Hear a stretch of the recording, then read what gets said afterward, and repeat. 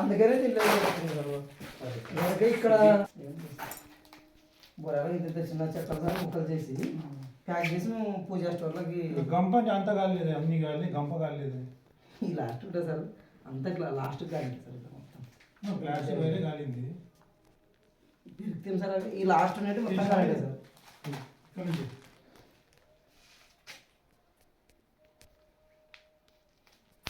ఇప్పుడు ఊరు బయట ఎవరిని పగులైతే చూస్తారు సార్, నైట్ కష్టం. పగులైతే చెప్తారు కూడా. మీకు ఇదొక్కటే నేను అనేది, ఇదొక్కటే సపరేట్ గాలి.